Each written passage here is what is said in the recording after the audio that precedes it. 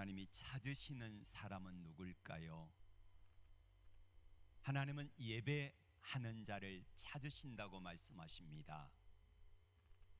그런 의미에서 하나님은 오늘 또 저와 여러분을 찾고 계심을 믿습니다. 그리고 예배를 드리는 저와 여러분에게 오셔서 우리 하나님은 은혜와 복을 주시기를 원하십니다. 이 시간에 하나님 앞에 예배를 드리는 모든 분들이 주님 다 만나고 그분 안에서 참 기쁨을 누려지는 은혜가 있기를 축복합니다. 인터넷에 나온 글을 하나 소개합니다. 한 사람이 전철 안에 큰 가방을 들고 탔습니다. 갑자기 목소리를 다듬더니 사람들에게 이렇게 말합니다. 여러분, 제가 누구일까요? 사람들이 다 쳐다봅니다. 가방을 열더니 가방에서 뭘 하나 끄집어내더니 저는 이걸 팔러 온 사람입니다. 다 웃었어요. 이게 뭘까요? 하고 꺼내는데 플라스틱 긴 막대 위에다가 머리가 있는 것을 보니까 아마 칫솔 같습니다.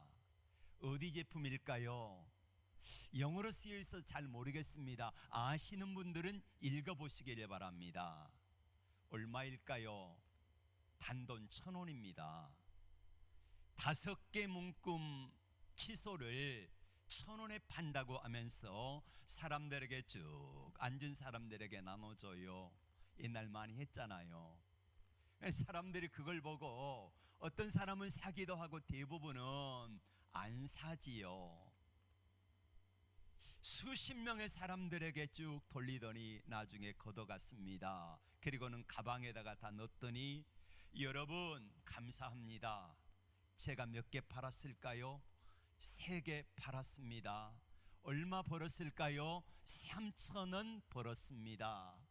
제가 많이 팔지 못했는데 낙심했을까요? 아니요, 저 낙심하지 않았습니다. 왜요? 다음 칸이 있기 때문입니다. 저 다음 칸 갑니다. 그리고는 가는 거예요. 오늘 사도 바울은 우리에게 이렇게 말합니다. 우리가 낙심하지 아니하노니라고 말을 합니다. 사도 바울이 낙심하지 않는데요. 여러분 살아가면서 낙심될 때 있어요, 없어요? 많아요. 참 많아요. 여러분 목사인 제가 낙심할까요? 안 할까요? 낙심할 때 있어요. 여러분은 낙심할 때 많잖아요. 마찬가지예요. 근데 오늘 사도 바울은 내가 낙심하지 아니하노니라고 말하고 있습니다. 그러면 사도 바울은 우리와 좀 다른 삶의 환경에 살아가는 사람인가? 아니요. 우리보다 훨씬 더 어려운 삶을 살았던 게 사도 바울의 삶이었습니다. 사도 바울이 부자였습니까? 그래서 낙심하지 않았나요? 아니요. 사도 바울은 재산이 한 푼도 없는 사람입니다. 그럼 사도 바울이 건강했기 때문에 낙심하지 않는다 했나요? 아니요. 사도 바울은 일생 사단의 가시, 사단의 사자, 육신의 연약함을 가지고 살았습니다. 질병을 달고 살았다는 거예요. 그건 낙심하지 않는데요. 그럼 혹시 사도 바울이 우리가 알지 못하는 적금이라도 들었고 아는 로또이라도 당첨이 돼서 낙심하지 않는다 그랬을까요? 아닙니다. 그러면 연금보험이라도 들어놨기 때문에 사도 바울이 낙심하지 않는다 그랬을까요? 아니요. 연금보험 없어요. 직장이 튼튼했나요? 아니요. 직장 없어요. 일생 복음 전하며 살았습니다. 그러면 가족이라도 있어가지고 아버지 어머니가 유산을 많이 상속해 주었나요? 아니요. 없어요. 결혼해서 예쁜 아내가 있었나요? 아내 없습니다. 그럼 자녀들이 있었나요? 자녀들도 없어요. 그럼 아무리 생각해봐도 우리의 기준으로 사도 바울이 낙심하지 않는다는 말이 이해가 안 가요. 돈도 없지, 가진 것도 없지, 명예도, 재산도, 가족도, 연금도 다 없어요. 여러분은 그래도 노후연금이라도 받잖아요. 65세 이상 되면은 지금 우리에게 노연금 얼마씩 주어지지 않습니까? 그런데 사도 바울은 그것도 없어요. 그런데 사도 바울의 삶을 생각하면은 도저히 낙심할 수밖에 없는 상황인데 바울은 낙심하지 않는데요. 왜 그랬을까요? 사도 바울이 성경에서 낙심하지 않는다고 하는 이유를 몇 가지를 설명합니다. 첫 번째로는 내 안에 주님이 계시기 때문이다 말합니다. 고린도후서 4장 7절에 이렇게 말씀합니다. 우리가 이 보배를 질그릇에 가졌으니 이는 능력의 힘이 큰 것이 하나님께 있고 우리에게 있지 아니함을 알게 하려 함이라. 우리가 사방으로 우겨쌈을 당하여도 쌓이지 아니하며 답답한 일을 당하여도 낙심하지 아니하며, 이렇게 말합니다. 바울이 낙심하지 않는 이유는 보배로우신 주님이 내 안에 계시기 때문이라 고백해요. 물어봅시다. 여러분 안에 주님 계십니까? 보배이신 주님이 여러분의 삶을 다스리고 계심을 믿습니까? 그럼 낙심이 돼요? 안 돼요? 낙심이 된대. 예. 이게 정상적인 사람입니다. 낙심돼요. 그런데 사도 바울은 낙심하지 아니하며 라고 말합니다. 왜요? 주님이 내 안에 계시기 때문에. 물어봅시다. 내 안에 계신 주님은 어떤 분이요?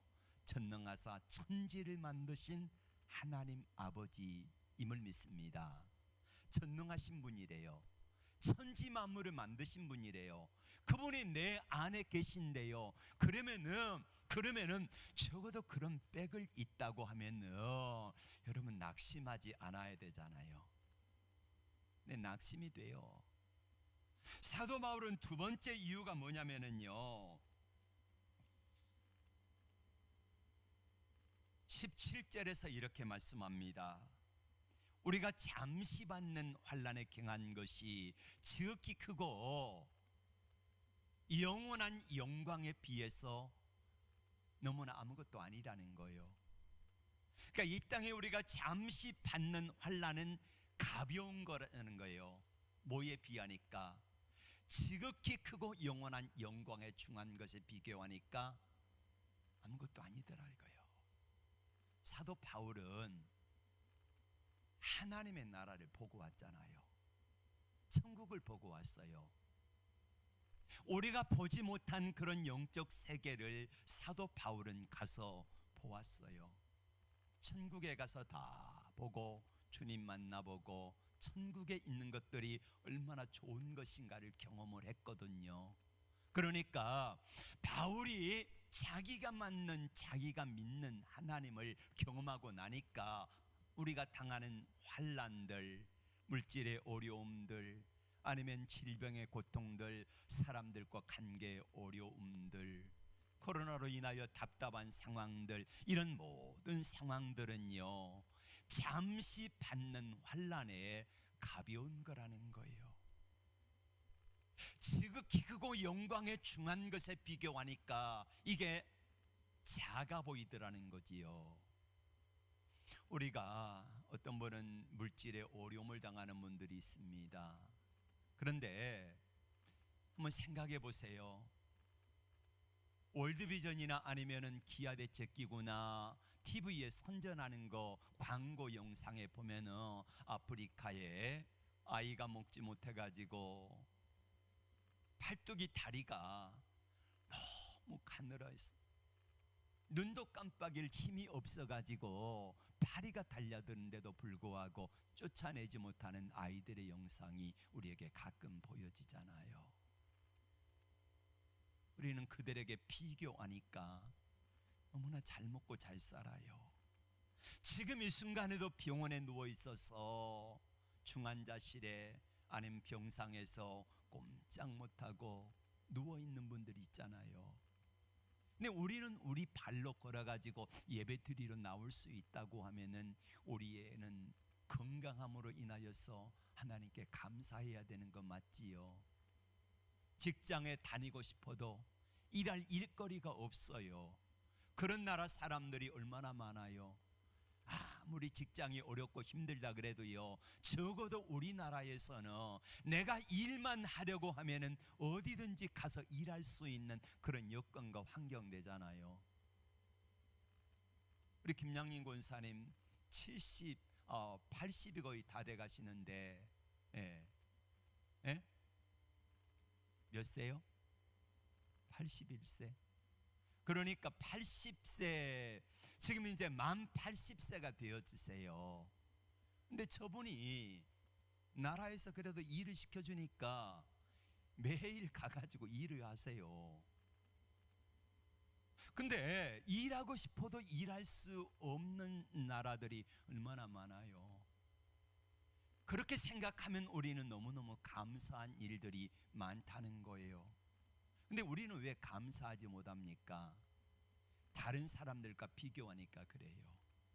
나보다 잘 사는 사람들, 풍족한 사람들, 여유 있는 사람들에게 비교하니까 상대적으로 내가 작아 보이고 연약해 보이고 없어 보이고, 그래서 우리는 그걸로 인하여서 하나님 앞에 감사하지 못한다는 거예요.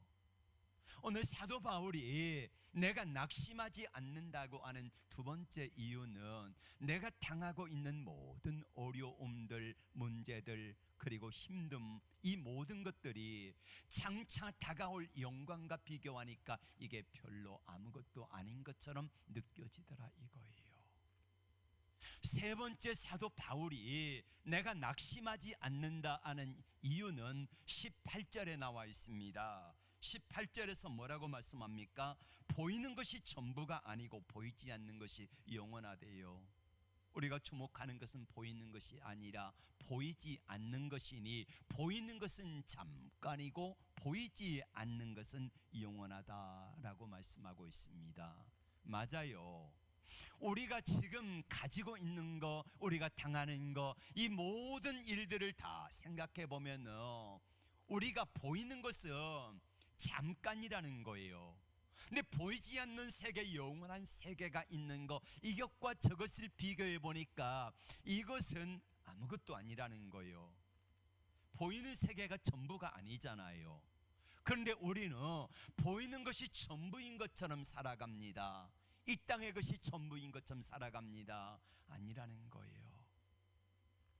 보이지 않는 영원한 세계를 바라볼 때에 잠시 보여지는 것, 보여지는 것 때문에 내가 가지지 못한 거, 상대적으로 조금 작은 거, 약한 거, 부족한 거, 이것 때문에 보이지 않는 영원하고 아름답고 크고 중한 것을, 이것을 놓치지 말라고 사도 바울은 말하고 있습니다. 그래서 사도 바울은 이것 때문에 내가 낙심하지 않는다라고 말을 합니다. 그러면 한번 물어봅시다. 여러분, 예수님이 내 안에 계심을 믿습니까? 사도 바울이 가진 이거 가졌어요. 그러면은 우리가 잠시 받는 환난에 경한 것이 하나님의 주시는 크고 영원한 중한 것에 비교하면은 아무것도 아니라는 사실도 우리는 알아요. 바울이 말했던 세 번째 고백처럼 보이는 것이 전부가 아니고 보이지 않는 영원한 세계가 있다는 것을 알지요. 근데 바울은 낙심하지 않는데 왜 우리는 낙심할까요? 낙심이 돼요. 왜 그럴까요? 오늘 사도 바울은 16절에서 이렇게 말씀하고 있습니다. 뭐라고 말씀하는지 16절 말씀 우리 한번 다 같이 읽어볼까요? 16절 한번 띄워주세요.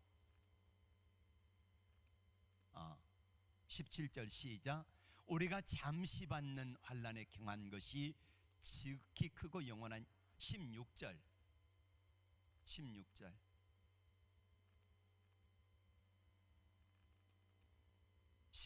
다 같이 한번 읽어봅시다. 자, 시작.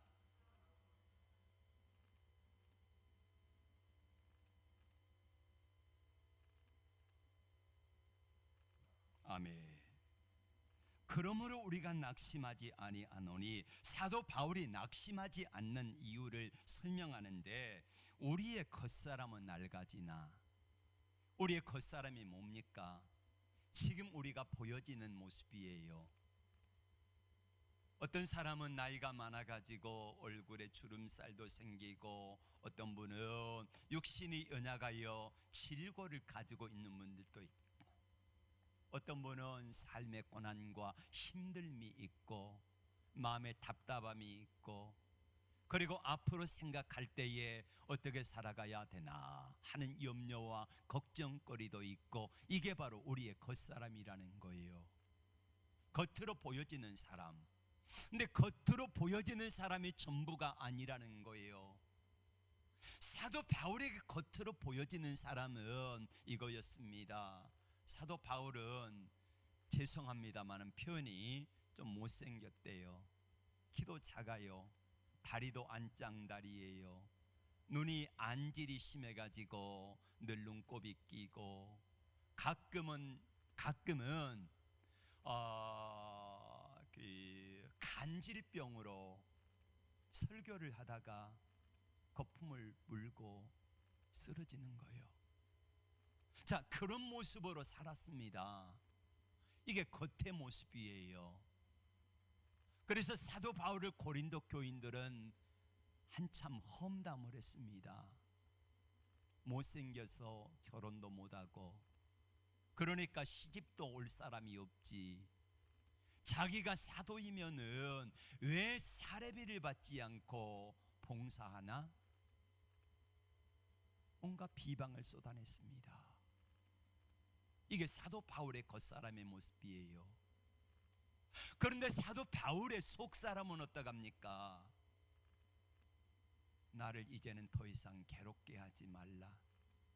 내가 그리스도의 흔적을 가졌노라 라고 말하잖아요.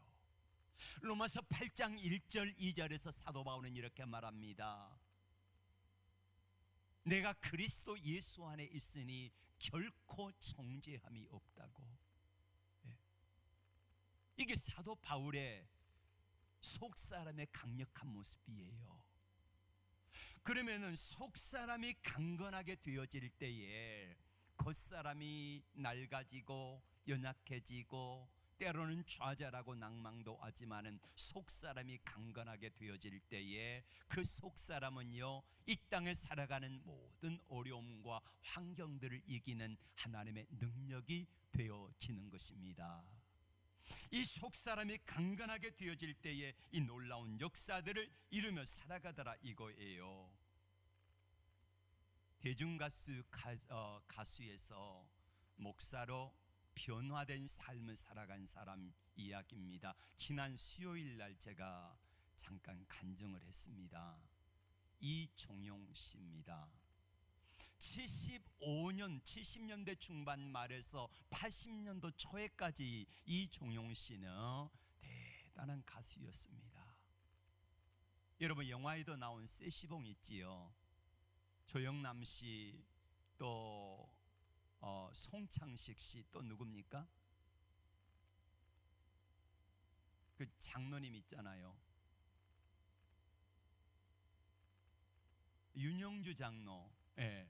이분들이 이제 세시봉 멤버인데, 거기에 쌍벽을 이룰 정도로 이렇게 살아갔던 사람이 이종용 씨예요.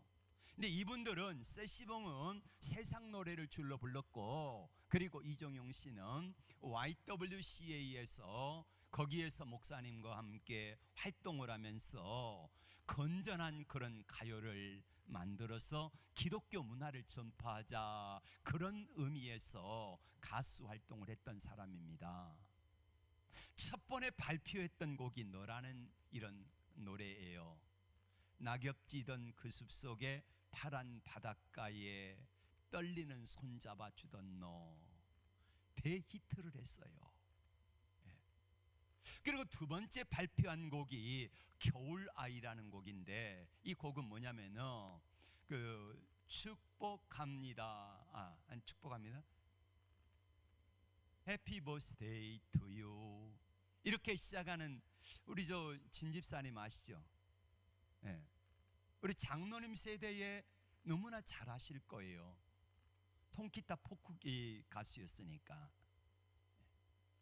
이게 국민가요가 돼버렸어요. 지금 생일 축하할 때 올 때 어떡합니까? 생일 축하합니다. 이건 외국에서 온 노래예요. 그런데 이정용 씨가 불렀던 Happy Birthday to You, 이 노래는 온 국민들이 다 생일 축하할 때마다 불렀던 노래예요. 그 정도로 대단한 사람이었고, 그 뒤에 세 번째 곡이 난 참 바보처럼 살았군요 라는 이 노래입니다.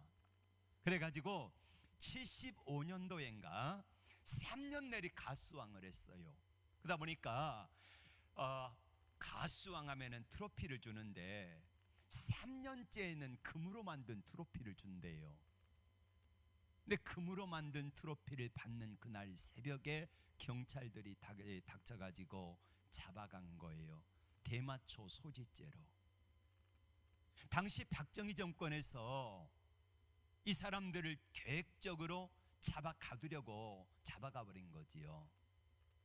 근데 이 양반은 대마초를 피우지 않아요. 근데 대마초를 피우지 않았는데도 불구하고 대마초 소지죄로 잡아 넣은 거예요. 억울하잖아요. 당시 가가지고 밤무대에서 노래 한 곡만 부르면은 지금 돈으로 말하면은 1,000만 원을 정도를 버는 사람이에요. 근데 대마초 판매해서 얼마를 벌겠습니까? 근데 억지로 엮어 넣은 거지요. 감옥에 갇혀가지고 모든 것들을 다 잃어버리고 매스컴에서는 대마초 가수 이래가지고 낙인을 찍어버린 거예요. 4개월 만에 풀려났습니다. 그리고 4개월 이후에 풀려나가지고 4년 동안 아무것도 못하도록 법으로 아예 막아버렸어요. 노래도 못 불러, 가서 뭐 일도 못해, 아무것도 못하는 거예요. 근데 감옥에 있는 4개월 동안에 이 사람이 예수를 만난 거예요. 감옥에서 사형수를 한 분을 만났습니다. 근데 사형수가 예수를 처음으로 믿고 감옥에서 세례를 받은 분인데, 이분이 이정용 씨가 그래요. 나는 죽지만은 당신 내 삶까지 살아달라. 그리고는요 자기에게 예수님에 대해서 알려달라 그러는 거예요. 그래서 자기가 배운 대로 성경을 가르쳐주고, 기도하는 법을 가르쳐주고, 찬송을 가르쳐주고, 주기도문, 사도신경 이런 것들을 가르쳐주면서 감옥에 4개월 동안 있는 겁니다. 근데 이정용 씨는 어떤 사람이냐면요, 자기 집에 어느 날 침례교 전도사님이 오더니 여기서 교회를 시작하고 싶다 그래가지고 자기 집에서 가정교회가 시작이 되어진 거예요. 자기 할아버지는 어떤 분이냐면은 그 마을의 군수였대요. 군수인데 잘 지배를 안 아시지요? 그래가지고 할머니가 외롭게 살아가고 있는데 할머니에게 그렇게 이야기해서, 자, 절을 지어 바쳤던 사람인데 이 가정이 구원의 역사가 온 거예요. 어려서부터 이정용 씨는 예수를 믿었고 예수와 함께 늘 살았습니다. 청년이 돼가지고 그렇게 잘 나갈 때에 돈을 수없이 많이 벌어들였어요. 근데 예수가 없는 삶을 살았어요. 옛사람의 모습으로 예배도 드리고 찬송도 하고 기도도 하고 그렇게 살았지만은 거듭난 새 사람이 아니었다는 거지요. 이번에 간증은 그래요. 내가 예수 믿는 것은 감옥에서 1975년도에 비로소 예수를 믿기 시작했다고. 그는 사형수에게 찬송을 가르쳐주고 기도하는 법을 가르쳐주고 말씀을 자기가 아는 대로 이야기를 해주는데, 창세기 1장 1절을 펴고 말씀을 함께 나눕니다. 태초에 하나님이 천지를 창조하시니라. 이 말씀을 읽는데요, 그의 마음속에 불이 들어왔어요. 하나님이 나를 창조하셨구나, 하나님이 다스리는구나, 하나님이 인도하시는구나, 이거를 깨닫게 되고 이게 마음에 와닿으니까요, 그렇지, 하나님이 나를 만드셨지, 하나님이 나와 함께 하시지, 하나님이 나와 동행하시지. 그런데 내가 예수 없는 삶을 살았고 옛사람의 모습에 차는 여전히 예배당에 가서 찬송하고 기도하고 헌금도 드리고 살았지만은 예수 믿는 삶이 아니었다는 거예요. 근데 감옥에서 예수를 제대로 만나고 새 사람이 거듭난 자가 예수를 믿고 예수를 알게 될 때에 그는 이제 밖에 나가가지고 해금이 되었지만은 옛 생활로 돌아가지 아니하고 국내에 있으면 여전히 옛 생활로 되돌아갈까봐 미국으로 가가지고 신학을 하고 목사가 되었습니다. 그리고 그의 첫 번째 간증집이 뭐냐면은 난 참 바보처럼 살았군요. 자기 노래 가사예요. 옛사람의 자아의 모습으로 살아갈 때에 내가 예수 믿는 삶이 아니었어요. 그런데 예수님을 만나고 새 사람이 거듭난 삶을 살아가다 보니까, 그러니까 옛날에 좋았던 것들이 이것들이 시시해 보여요. 보이는 것이 전부가 아니라는 사실을 알게 돼요. 보이지 않는 영혼 세계에 더 중요한 것이 있음을 알았어요. 잠시 받는 환난에 경한 것이 지극히 크고 영원한 영광에 중한 것에 비교하니까 이게 비교할 바가 아니라는 것을 알아요. 그래서 그는 목사가 되어서 지금까지 주님을 섬기며 살아갑니다. 미국에서 1900년도에서 해가지고 야간 40년 동안을 세계 최고의 부자가 되었던 사람이 있지요. 락펠러입니다. 이 사람의 간증은 너무나 잘 알고 있잖아요. 청년 시절부터 예수를 잘 믿었습니다. 그런데 이 사람은요, 우리가 알 때에 세상 사람들이 말하고 세상 사람들이 간증하고 이런 이 간증은 있습니다마는 그는 예수를 믿으면서 열심히 기도했지요. 헌금도 최고 많이 드렸습니다. 11조 계산하는 직원들만 해서 거의 50명이 됐다고 하니까 대단한 거지요. 주일날 예배당에 앉았습니다. 맨 앞자리에 앉아 예배를 드려요. 헌금도 제일 많이 드려요. 교회도 개척해요. 좋은 일도 많이 했어요. 그런데 이 사람의 돈을 어떻게 벌었냐면요, 너무 악랄하게 돈을 벌었어요. 당시 많은 정유회사, 유전 이것들을 가진 사람들이 있는데 그 사람들을 어떻게 하냐면요, 자기가 가진 돈, 가진 힘을 가지고요, 이거를 억지로 뺐다시피 한 거예요. 예를 들면 우리가 주유소를 하는데 주유소 기름이 1,500원이다. 그러면은 우리 집의 기름을 1,000원에 팔아버리는 거예요. 손해라고 파는 거잖아요. 그러면 이웃집 주유소가 망해요. 망하면 어떡합니까? 그때 싼 가격에 사요. 그리고는 우리 기름을 2,000원에 팔아요. 독점이니까.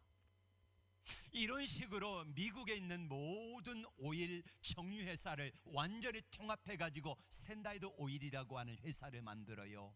그러니까 얼마나 많은 사람들에게 미움을 사고, 얼마나 많은 사람들 원수로 만들고 적을 만들고, 그들의 가족들, 그 직원들이 얼마나 통곡하겠습니까? 얼마나 이 사람을 미워하고 저주했겠습니까? 그러다가 45살에 이 사람이 신경쇠약에 걸리고 위장이 나빠져가지고 비스켓 하나도 먹지 못하는 그런 상황에 이르렀습니다. 죽음이 눈앞에 다가왔어요. 휠체어를 타고 병원에 가는데 병원 앞에 이 성경 말씀이 써 있어요. 주는 자가 받는 자보다 복되도다. 할렐루야. 그걸 보고요, 마음속에 충격을 받았어요. 내 겉사람의 모습은 맨 앞자리에 와서 예배를 드렸고 헌금도 제일 많이 했고 하나님 앞에 봉사한다고 했지만은 자기 겉사람의 모습을 생각하니까 참 많은 나쁜 일을 했어요. 그러다 보니까 사람들의 미움을 사고 걱정 근심이 많아가지고 죽을 병에 걸려 45세에. 근데 그때 입원하는 수속을 하는 과정에서 보니까 한 소녀가 병원에 급하게 실려왔는데 응급 환자인데 돈이 없다고, 입원비 치료비가 없다고 쫓겨나는 그런 모습을 보았어요. 직원을 시켜가지고 그 아이를 데려다가 수술하게 하고 그 아이가 살았어요. 마음이 행복해져요. 그리고 그때부터 그는 주는 삶을 살아갑니다. 받는 자보다 주는 자가 복된 삶을 알게 됐어요. 그래가지고 어떻게 하면 많이 좀 베풀며 살아갈까. 그래서 학교를 만든 게 바로 그 유명한 시카고 대학입니다. 대학을 여러 개를 세우고 병원을 짓고 교회를, 이분이 개척한 교회가 얼마냐면요, 무려 4,997개인가 그래요. 이렇게 많은 교회를 개척하고 세웠고 지었고요. 그리고 여기에서 락펠러 재단을 만들어 가지고 거기 락펠러 재단에서 개발한 게 바로 페니실린입니다. 항생제. 인류 건강에 엄청난 기여를 한 거지요. 락펠러는 옛사람의 모습으로 살아갈 때는요, 겉으로 보기에는 예배 잘 드리어 헌금많이 좋은 일많이 그런데 거듭나지 못한 자아의 모습으로 살아가다 보니까 표면적으로 볼 때는요 괜찮아요. 그런데 너무 악한 일, 하나님이 안 기뻐하신 일 많이 한 거예요. 거듭난 새 사람의 자아를 가지고 어떻게 살아갈까 하다가 그가 그렇게 주는 삶을 살아갈 때에 45살에 죽는다 그랬는데 그 이후에 50년을 더 살았어요. 50년을. 주는 삶, 베푸는 삶이 행복한 것을 비로소 알게 된 거지요. 우리나라 사람들은 돈을 셀 때 어떻게 생각합니까? 자, 한 문금 돈을 잡아요. 그럼 어떻게 시죠? 하나, 둘 이렇게죠. 누군가가 사회학자가 이렇게 말을 했습니다. 자, 돈을 앞으로 세잖아요. 그러면서 우리나라 사람들은 돈 셀 때 내 것 하면서 돈을 센다는 거예요. 근데 서양 사람들 보면은 어떻게 셉니까? 돈을 니 거. 주는 삶을 살겠다는 거지요. 미국 달러화에 보면은 돈에 이 글씨가 쓰여져 있습니다. In God we trust. 우리는 하나님을 믿습니다. 이거 돈에 새긴 거예요. 돈에다가 우리는 하나님을 믿습니다라는 말에 의미를 새긴 이유가 뭘까요? 물질은 하나님께로부터 온 것이고 하나님의 영광을 위해 쓰여져야 합니다. 이게 달러화에 표시된 저들의 신앙 고백이에요. 그래서 저들을 통해서 우리나라에 복음을 많은 선교사들이 왔고 물질을 나눠주고 베푸는 삶을 살아서 우리나라가 이런 나라가 되었잖아요. 믿음의 나라, 건강한 행복한 나라가 되었다는 거지요. 맞습니다.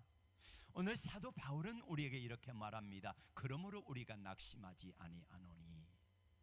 낙심될 환경이 사도 바울의 삶을 온통 지배하고 있었어요. 돈 없지, 건강 나쁘지, 가족들 없지, 직장 없지, 미래 불투명하지.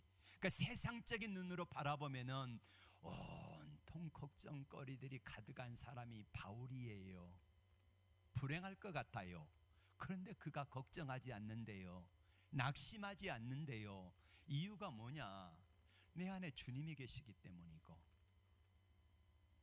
그리고 내가 가진 거, 우리가 잠시 받는 이 땅의 환난은요 영원하고 크고 중한 것에 비하니까 가벼운 거래요.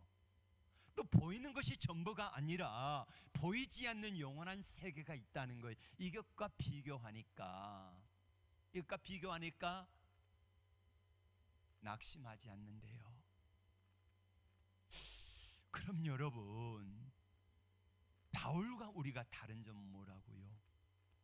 바울은 새 사람, 거듭난 자아가, 옛사람과 새 사람이 있는데 옛사람이 죽고 새 사람이 거듭나서 새 사람이 나의 삶을 지배할 때에 비록 어렵고 힘들고 어두운 상황 가운데 있지만은 낙심하지 않는다라고 말합니다. 네. 거듭난 새 사람이 건강하니까.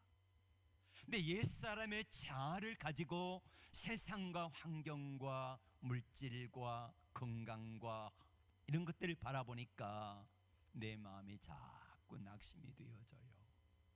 예. 이정용 씨를 이야기했고 락펠러를 이야기했고, 그러면 저와 여러분은 어떻습니까? 낙심하지 아니합니까? 낙심이 여전히 됩니까? 이유는 하나인 것 같아요. 똑같은 사람이지만은 옛사람의 자아가 크게 나타나고 그 옛사람의 자아가 나를 지배하면은요, 세상은 이종웅 씨가 했던 것처럼 가진 자와 못 가진 자로 판별이 되어집니다. 많이 가진 자와 적게 가진 자, 건강한 사람과 건강하지 못한 사람, 아파트가 평수가 넓은 사람하고 평수가 작은 사람, 가진 사람과 못 가진 사람, 이렇게 나눠져요.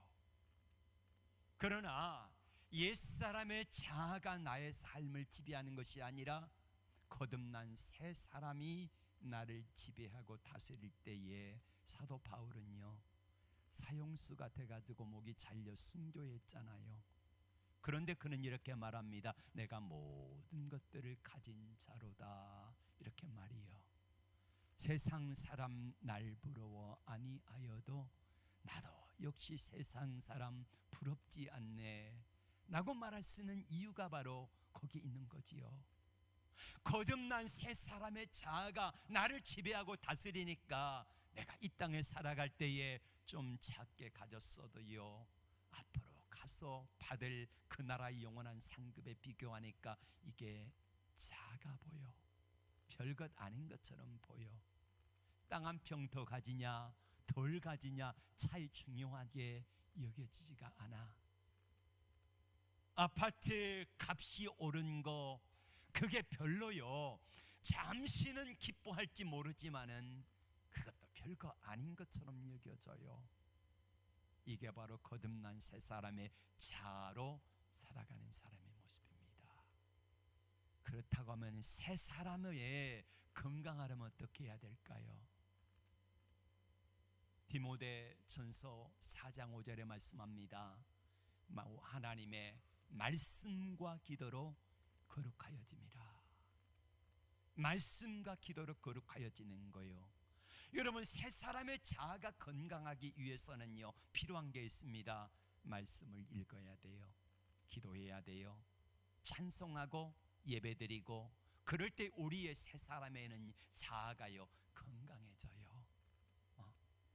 옛사람의 자아를 건강하게 하기 위해서는요, 세상적인 방법 동원하면은 락펠라가 그랬던 것처럼 수단과 방법 가리지 않고 남의 것을 빼앗아라도 내 것으로 만드는 그런 삶을 살아갈 때에 세상적으로 바라볼 때, 야, 저 사람 돈 많다, 야, 건강하다, 야, 높은 자리에 있다, 이렇게 말할 수 있어요. 그러나 새 사람의 거듭난 자로 바라볼 때 그거 아무것도 아닌데, 사도 바울은 이를 뭐라 그랬어요? 내가 이거를 배설물로 여기노라. 배설물을 원어로 말하면 뭐예요? 똥으로 여긴다는 거예요. 똥. 여러분, 똥 어떡합니까? 아, 똥 귀하네 그럽니까? 아니요. 똥을 볼 때 어떻게 합니까? 더럽게 보잖아요. 사도 바울은 내가 가진 것들을 얼마든지 자랑할 수 있었고 그것으로 인하여서 뻐길 수 있는데 로마 시민권도 율법으로 바리새인인 것도 내가 가진 것도 학문도 지식도 모든 것들을 다 주 안에서 거듭난 새 사람의 자아로 비교하니까 이게 배설물처럼 똥처럼 여겨지더라는 거예요. 바울이 버린 똥덩어리들을 우리는 붙잡기 위해서 너무나 많이 분주하잖아요. 남이 버린 똥덩어리, 그게 뭐가 귀하다고? 왜 그래요? 모르니까 그래요. 모르니까. 여러분, 비록 힘들고 어려워도 오늘 사도 바울이 고백했던 그 고백, 내가 복음을 부끄러워하지 아니하노니, 내가 낙심하지 아니하노니, 내 안에 계신 주님으로 인하여서 기뻐하고 잠시 받는 환난에 경한 것과 하나님이 주시는 영원하고 크고 영광에 중한 것을 비교하니까 이게 비교가 안 돼. 보여지는 이 잠시 보여지는 이거, 보이지 않는 영원한 것에 비하니까 비교가 안 돼. 그래서 사도 바울은 내가 낙심하지 않으니 고백을 하고 있어요. 바울이 고백했다면은 여러분들도 할 수 있습니다. 분명히 할 수 있습니다. 그래서 이 고백을 하면서 사도 바울이 똥덩어리로 여겼던 그것들, 이걸 붙잡으려고 달려가는 것이 아니라 이젠 우리도 사도 바울이 똥덩어리로 여겼던 그러한 것들을 과감하게 무시할 수 있는 그 은혜가 여러분들에게 있어지기를 주의 이름으로 축복합니다. 기도합니다. 주님,